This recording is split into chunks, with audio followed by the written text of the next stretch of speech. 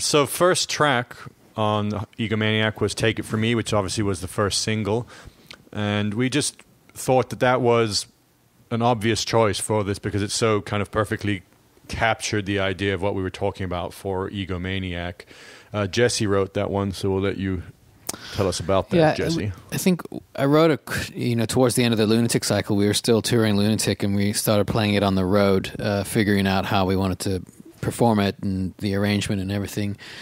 And, it's one of those swagger songs where there's trying to be a little bit of self-awareness in the lyrics. I think it was somewhat inspired by, a few experiences where after a show or on tour or, a big after party or something, you get drunk or you get out of it a little bit and you wake up the next day and you literally, it takes you a second to realize where you are and what were the impulses that bolted you into this forgetfulness, basically, that you wake up and you're not quite sure who or where you are.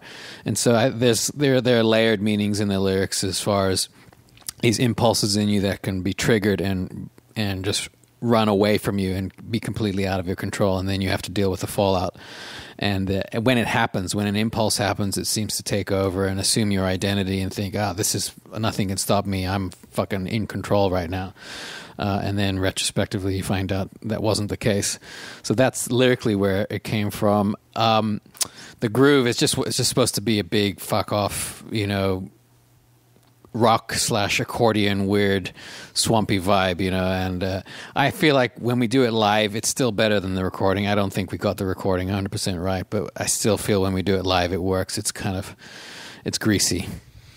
The video also for that, Danny did all of the video effects on that because we were sitting around waiting, thinking, we couldn't do it because it's quite a technical task. But Danny came up to us one evening when we were all working in the studio, and he showed us a little 5-second clip where he had taken Jesse singing the verse or something and made his head big. And we're like, oh, Danny can just do this for us.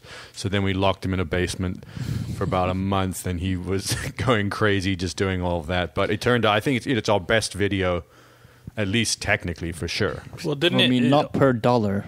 Yeah. It also, the most expensive video for sure.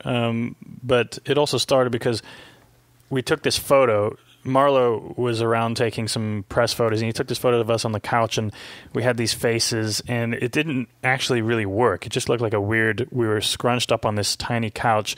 But then when Danny decided to Photoshop it and make our heads big, all of a sudden that is kind of what kicked off the idea, I feel like, for the big head mode music video and all the rest. Mm.